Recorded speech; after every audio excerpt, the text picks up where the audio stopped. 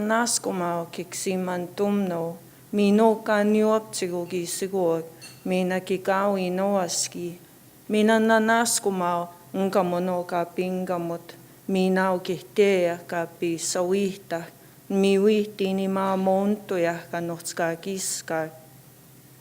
Nioma nihio, uti ntaskinana igutine tipik sinian.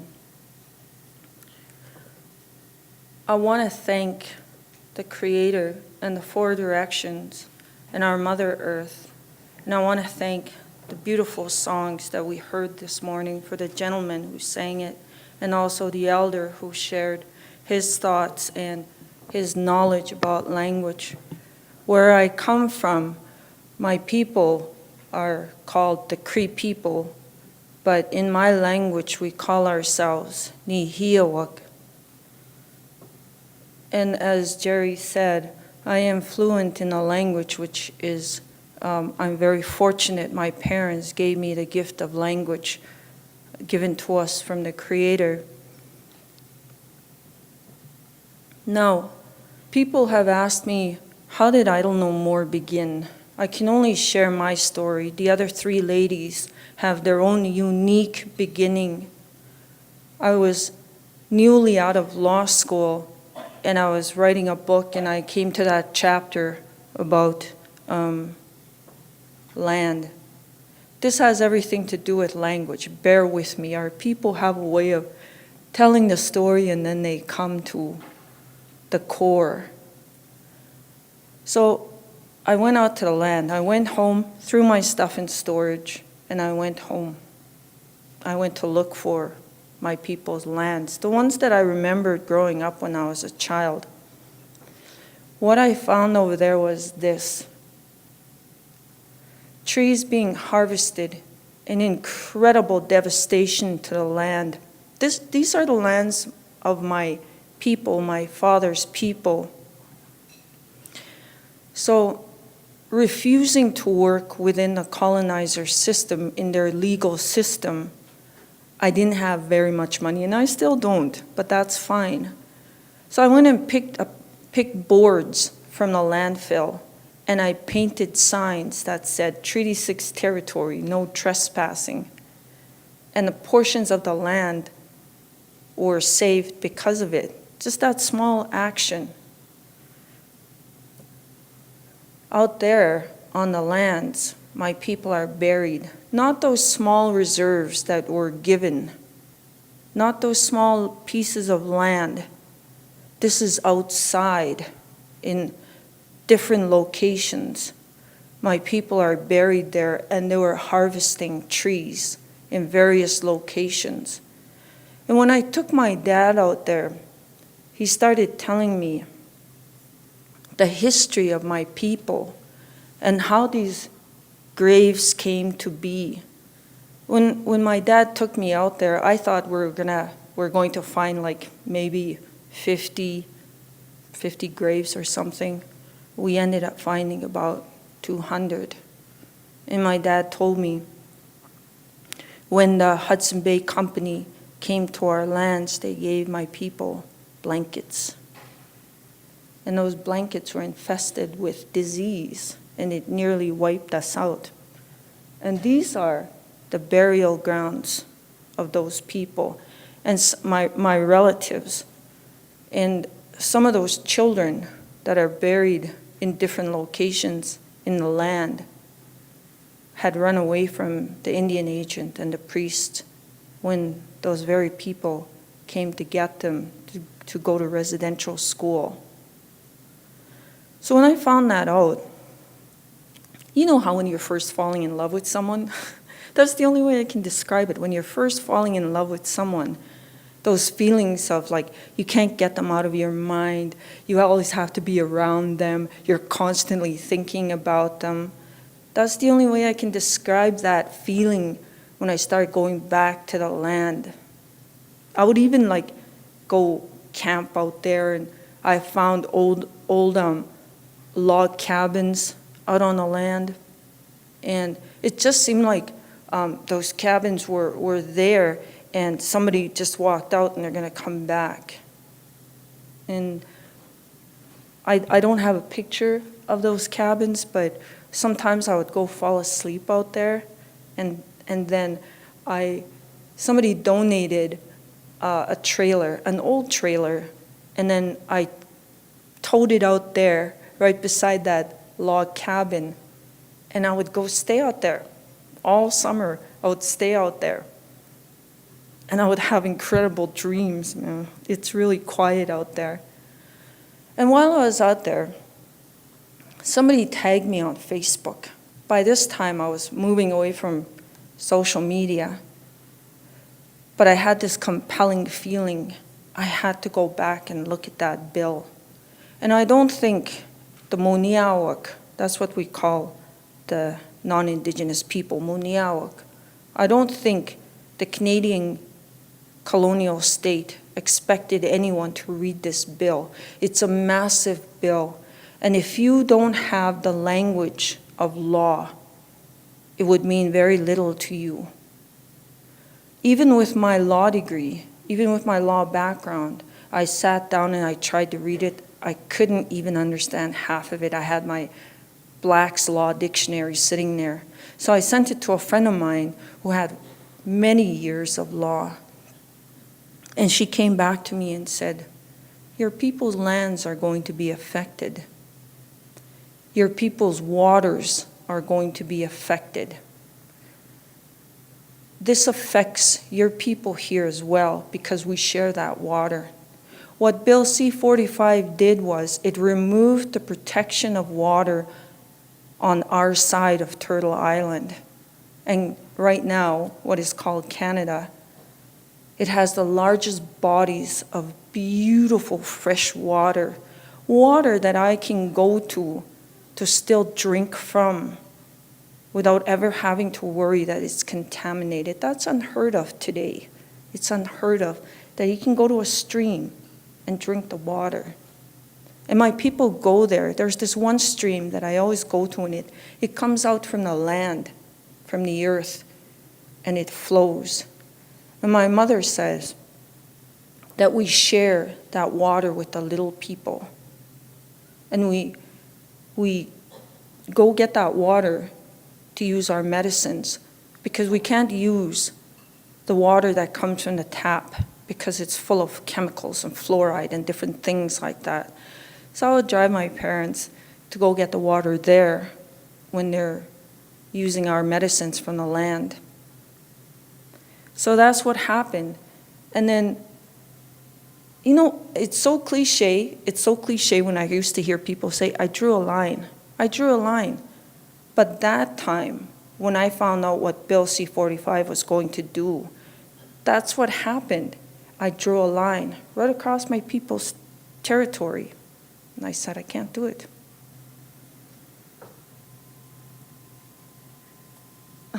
That's us.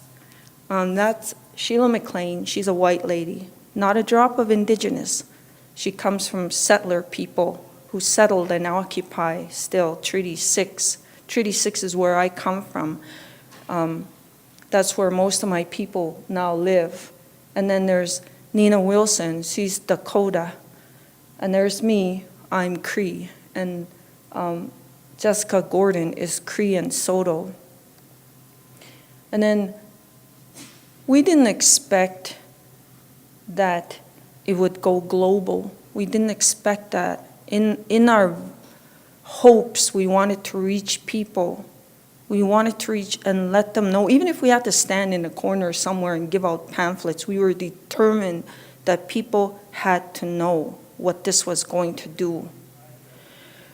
So we started talking, and then there's something in law, and I knew this, there's something in law called acquiescence, and it's applied globally and internationally, so it affects you here as well.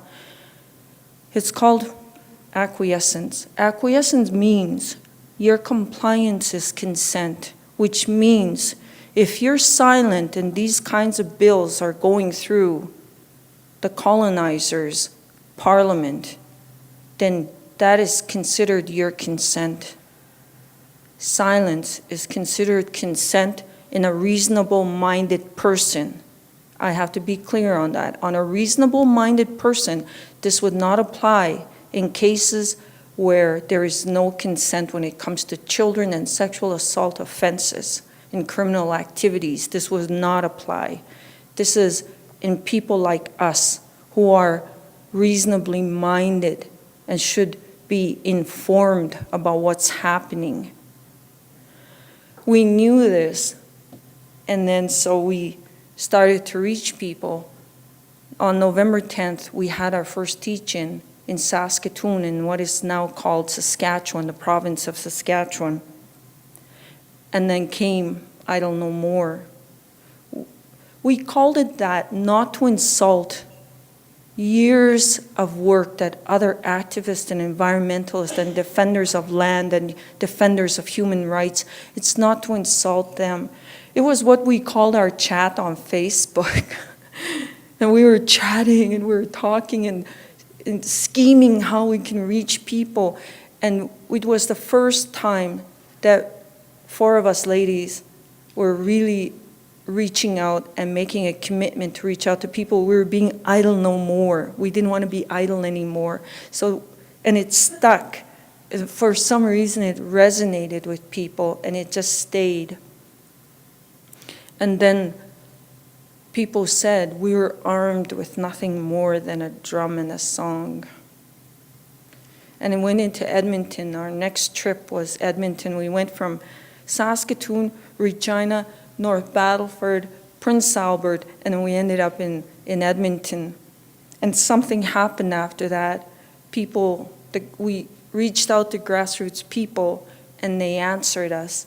And they just went all over the place after that. He went to Whistler, from James Bay to Ottawa, Attawapiskat with Chief Spence, in Cape Breton, in Windsor, Vancouver and Victoria, Beardy, Saskatoon, the Portage la Prairie, Ottawa, Winnipeg, Lethbridge, Kitchener, Sarnia, in the West Coast.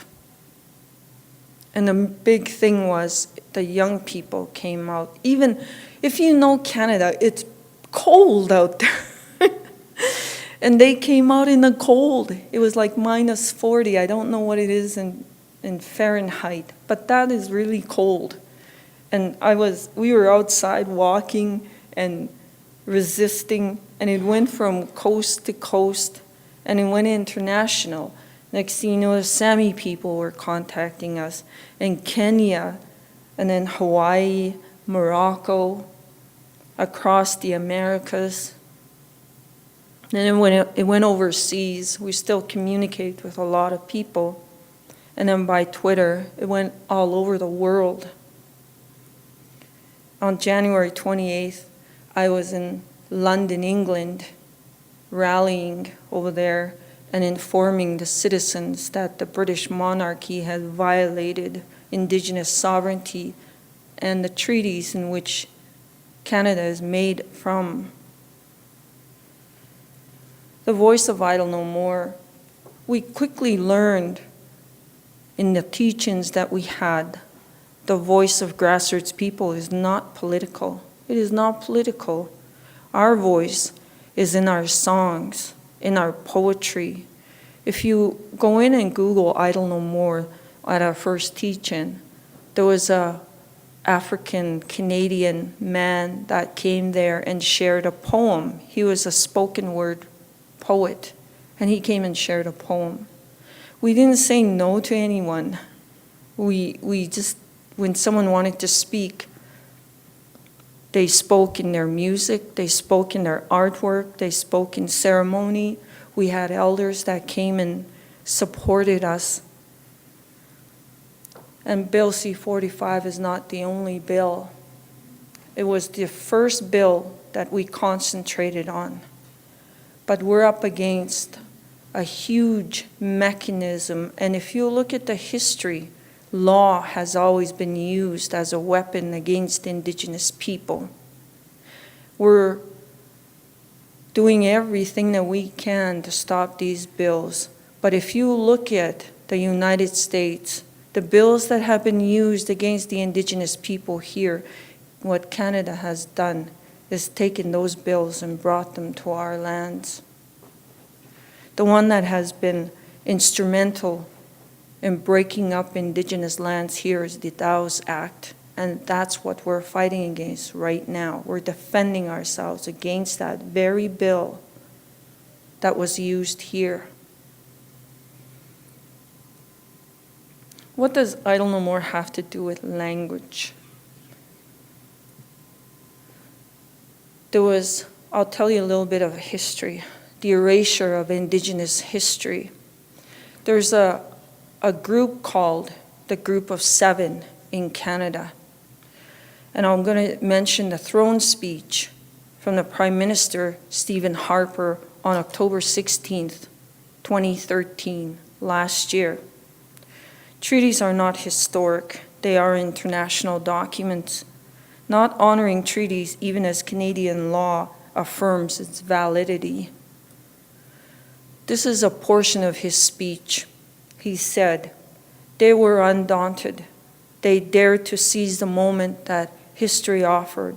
Pioneers, then few in number, reached across a vast continent. They forged an independent country where none would have existed."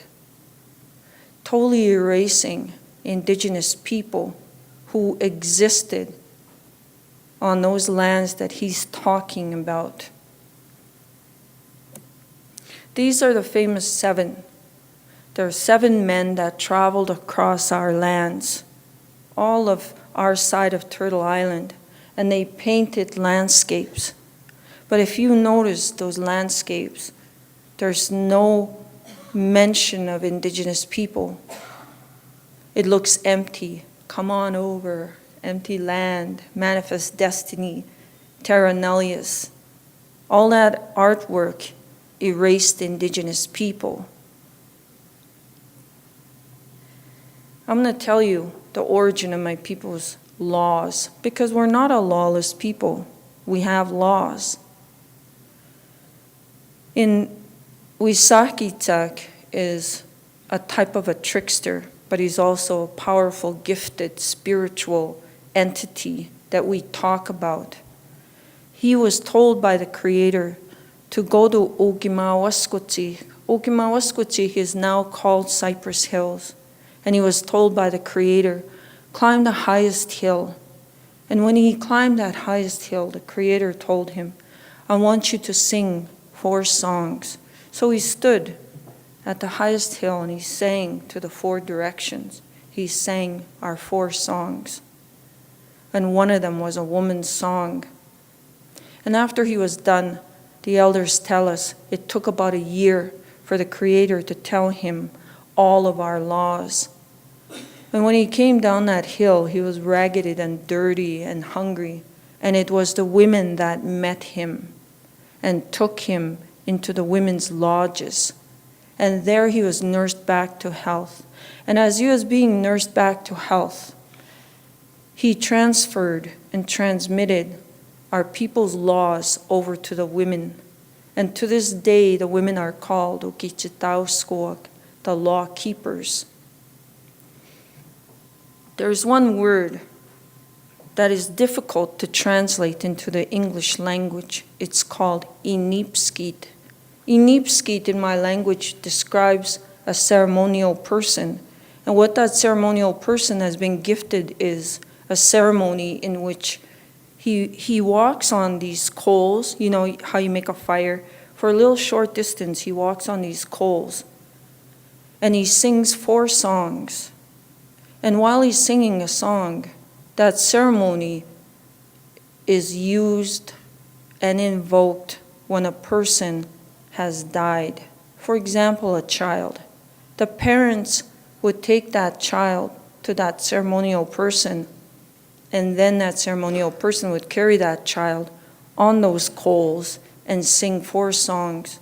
And it is said that on the first or second song, if that child doesn't wake up, then they've gone on to the spirit world. So what that ceremonial person does is they have the ability to go into the spirit world, retrieve that spirit of the child and bring it back here, back to its body. That's Inipskit.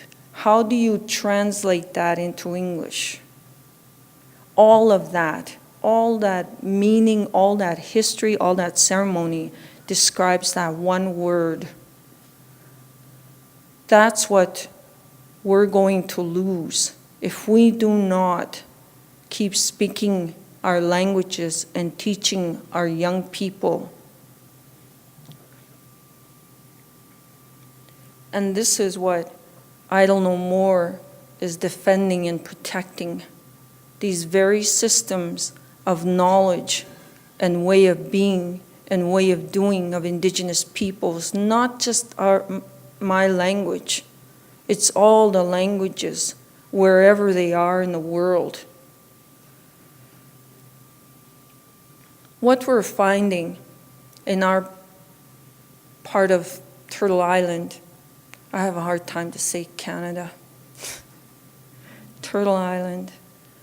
What we're finding is there's lots of cultural awareness programs. Songs are being brought into the schools. Languages to varying degrees are offered in the universities. But it's not improving the attendance. Schools are teaching Indigenous children to perform as white people. Let me repeat that. Schools are teaching Indigenous children to perform as white people. Why? I'll tell you.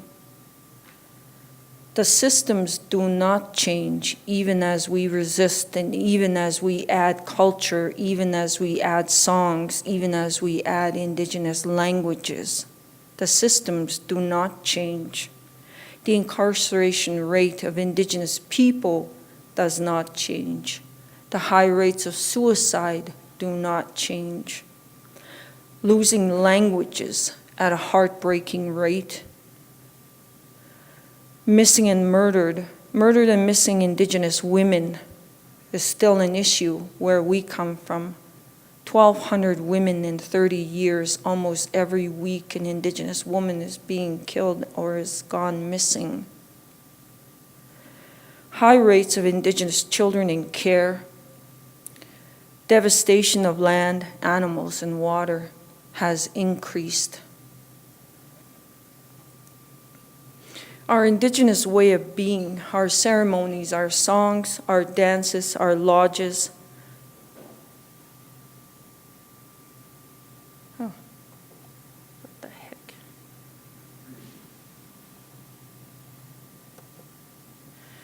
They've all been called prayers in motion. Every action is a prayer, an honoring of all of our relatives, not to the just human beings, but all of our relatives. There are typologies of genocide. Genocide is not an outright death, the killing. It is a part of that. But also the typologies of genocide are the systems of the colonizer, which is the health, justice, education, religion, imposition of a foreign language, disconnect to land. Those are the typologies of genocide.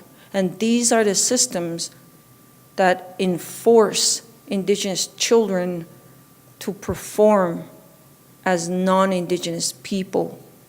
Because the systems that are there teach that the doctrine of discovery gives title to the governments that are there occupying our lands, but yet in the international discourse, the doctrine of discovery no longer applies. It has no legal standing. One of the final phases of this genocide, when Indigenous peoples begin to hate their culture, their languages, and then begin to kill themselves. Those That's one of the final phases of genocide. Identity. Nations can withstand poverty, war, dislocation, but when a nation loses its sense of identity, a sense of itself, then it is not long for this world. It will make its journey into the spirit world. Indigenous history is not written in European textbooks. It's written in our lands, in our waters, in the animals, in the trees. That's where our history is written, in the markings on the rocks.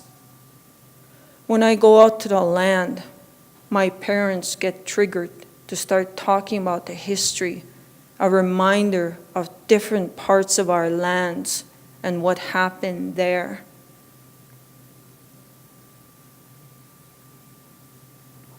Defending and protecting. One of our most sacred and peaceful laws was invoked at the time when Idle No More happened. I went and seen a group of elders because I had an idea by this time that something incredible was going to happen. So I sat with them and we all talked in a language, and they said, if you're going to do this, you cannot use the colonizers' laws. You cannot use the colonizers' systems. You must stand with our laws. And then they said, you must invoke one of our most sacred and profound law, and it's called Natamawasuin.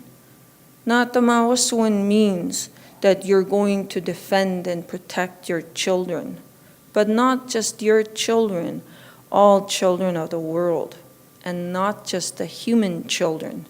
You also are going to defend and protect for the winged, for the four-legged, and things that live deep in the ground, because all of them have children as well.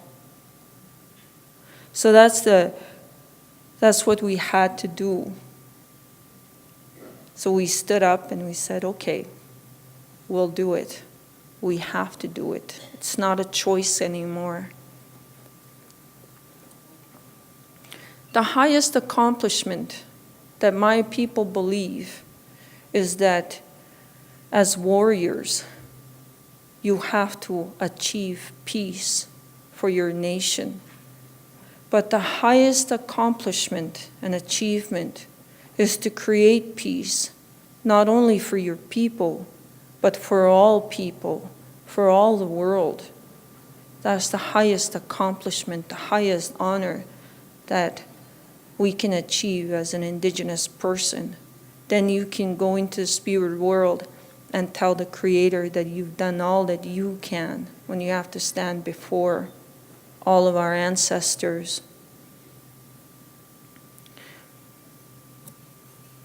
It's not enough now to say, I love children. It's not enough. We are now called upon to take meaningful action, meaningful, peaceful action in times of conflict and destruction, to remember that our defending be layered with collective sacred love of all children. Let our actions unfold the future, and let us be idle no more. In moving forward, I found, and that's part of my job at the University of Saskatchewan, is to begin decolonizing our university. Because the Indigenous people coming out of there and the non-Indigenous people that are coming out of these systems are recycling the oppressor's colonial history. And the erasure of Indigenous people continues, because that's what these systems are doing. And we're mimicking those systems at our own genocide. There's three elements. When you go to the UN, when you go to the international discourse, there's three core elements that you must meet. That's land, language, and culture. When I went to the UN, Idle-No-More was very fortunate to be invited to speak there. I told them in my language, I said, Nioma nihio, gyap tumi taguyak, moya toya nimisti hunang. That's what I said. And translated in English, it means, I am Cree, and we are still here. We haven't been killed off. Now, when you teach language, our language cannot be separated from land. Everything about our language is land-based. Take your children out there. When they know their lands, they will know their relatives. They will know who they are. They will know who they are related to, and not just the humankind. They will know they are related to the land. They will know they are related to the water. They will know they are related to all the animals that we share this world with. Honor the treaties, honor Indigenous sovereignty and self-determination. You wouldn't think in this day and age that we would be talking about our liberation, our freedom, our self-determination. I never thought that I would be talking that way. I thought I had freedom. I thought I had liberation until Idle-No-More happened and it woke me up. I will never be the same. I'll never be the same. I'm forever changed by Idle-No-More. All of this information that I'm sharing here, I've compiled into a book, and I'm hoping that it'll be done and ready for distribution by January. It took me a long time to write it because that's one of the most difficult things to realize, that you're still not free, that you're still not liberated because of the systems of the colonizer.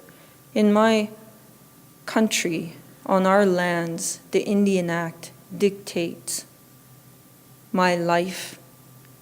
It dictates what I will do. It dictates the citizenship of my people. That's not freedom. It was the women who decided who the citizens would be in our nation. That's gone. That's not freedom. That is not self-determination. I also learned that decolonization, in the international discourse, decolonization means that the colonizer will leave and that they will give back the land and the resources to Indigenous people, like we see in Africa. And we see that in different parts of the land. And so, but its decolonization has taken on a different form as well. Decolonization also means that we're going to return to our lands, to our languages, and to our cultures. To teach anti-racist, anti-oppressive education. We've already started that in the university, and I'll be honest with you, a lot of non-Indigenous people have a hard time with it. And the difficult part is when our own people have a hard time believing that they are still oppressed and that the colonizer system is oppressive and genocidal. Those are difficult things to talk about. But I'm not here to say it's going to be easy. There's always challenges when there's change happening, when you push back. There's going to be discomfort. The conversations will be challenging and uncomfortable. It's going to happen. And there's nothing wrong with that. You have to unsettle those things in order to unpack and dismantle those very things that have been destructive. Unpacking and dismantling white privilege, male privilege, misogyny, violence against women, colonialism. Unpack those things because they need to be unpacked and talked about and brought into the daylight, and see the impact that misogyny has had on Indigenous women, the hatred of women. And this is where we see the missing and murdered Indigenous women, how they're so discarded, their lives have no value. Allies, how can we support you instead of how can we help you? The question here, how can you support us?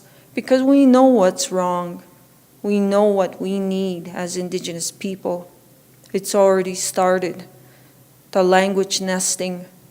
I'm not here to tell you how to revitalize the languages in your nations. You already know what you need to do. I'm here to hopefully inspire you that as individuals you can make change, and it is possible, and education is part of that. Restoring Turtle Island, removing that veil of innocence that these countries put forward to other parts of the world. I know Canada does. Canada goes out to the world and says, hey, we're multicultural, we're multilingual, we're democratic, there's equality here.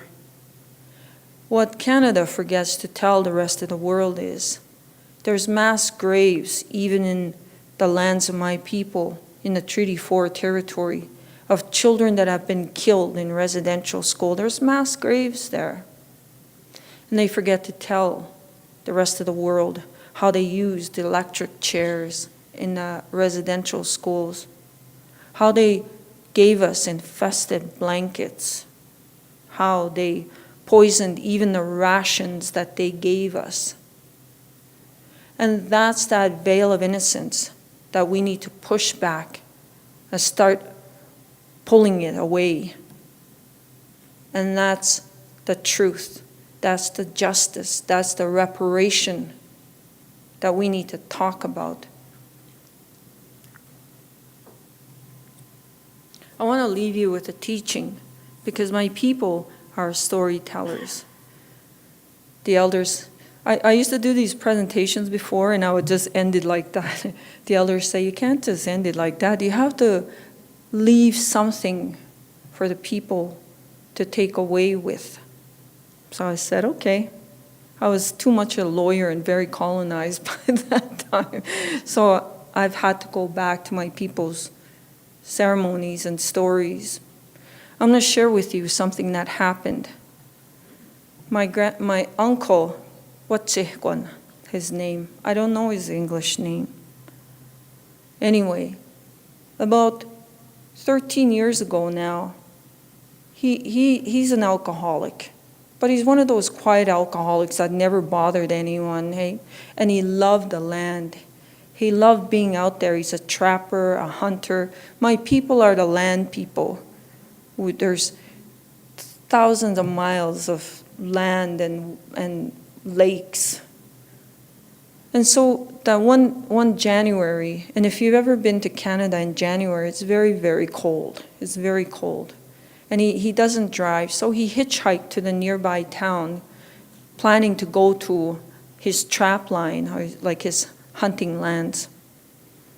So he made it to this town called Big River. He went and bought a little bit of groceries, walked into the bar, stayed a little longer than he expected. And then when he left the bar, he started hitchhiking. And by that time, it was getting late. And he didn't make it. Nobody gave him a ride. The next morning, he was found by the road, frozen. Our lakes are frozen solid, by the way. In the wintertime, you can't, there's no water. If you're caught out there, you really don't have a chance of surviving if you don't have survival skills. So he froze to death. They found him frozen, and he was on the ground with his little bit of groceries, and he had some beer, and they found him like that. So they took his body to the nearby town, to the hospital, and they took him downstairs to the morgue. And they kept his body there for 3 days. In the meantime, everyone grieved. He was gone. He had made his way to the spirit world. And then, I think it was on the third day, it almost sounds biblical, he woke up and he found himself in this room. And he made his way upstairs. And there was this nurse walking by. And my uncle was knocking on the door, and this nurse was walking by, and she's stunned because there's nobody supposed to be alive down there, right? And there's someone knocking on the door. And then she opens it, and here's my uncle, grabs the door open, and this nurse starts screaming because he's supposed to be dead. He had been dead for 3 days. And it's on record at the hospital. And my uncle, he has this unique laugh he tells my dad. He tells my dad in the language, he says, "You should have seen that nurse. She went running, ha, ha, ha, ha." To him, he thought it was funny. And then he came out in the hallway, and there was the nurses and the doctors were just stunned. They were just stunned. Anyway, like I said, he drank, and he hardly ever went to our ceremonies because he had so much respect for the ceremonies. He didn't want to go there while he was intoxicated. About a month later, when he came out of the hospital, about a month after that, he calls up my dad and says, "I want a sweat lodge. Get a sweat lodge ready. I have something to say."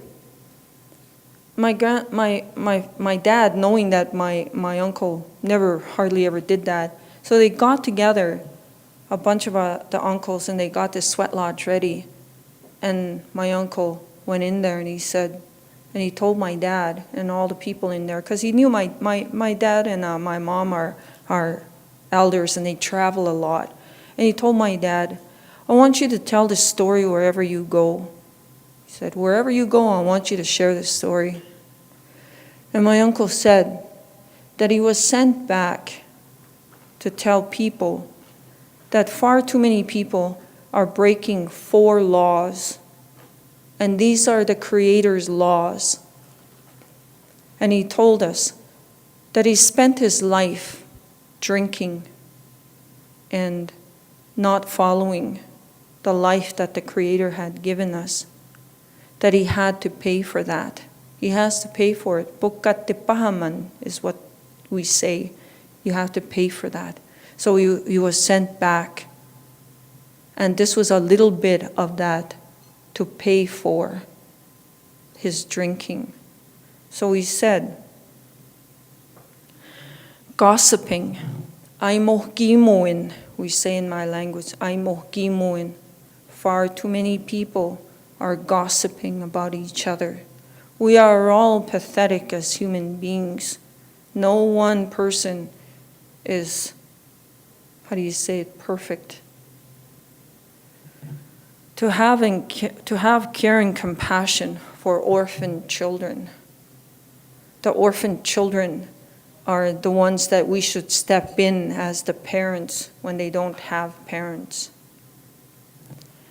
Not to be jealous of people's success or their material gains and etc.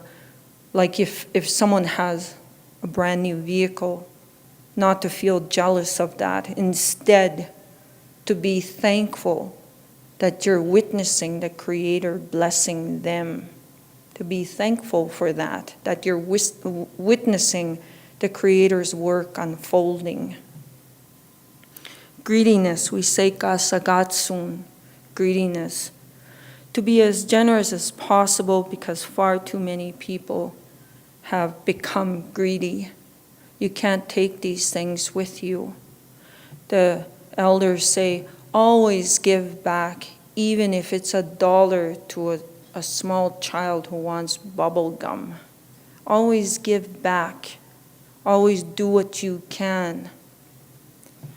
And that's one of the reasons why I do the things that I do. I have to follow these laws. I have to honor my uncle.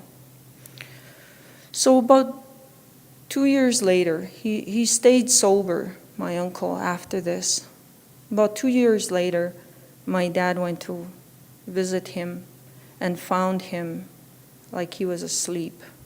He had made his journey into the spirit world, and he's gone now. So as much as I possibly can, I tried to share this story because he told my parents that if we shared this story, he would get closer and closer to the Creator because he'll finish paying for all that time that he spent his life in alcohol. So with that, I want to thank all of you. Kinanaskum no, mina kita tamskat no kahkio, kamiu kiwi kik skutimuak, mina kitoasum swag kamimuk, kamimuk. I want to thank each and every one of you, and I shake hands and honor all of you. Never give up. Just keep speaking your language. Your language is what will save us when that time comes when our lands become contaminated and our waters become destroyed. So thank you.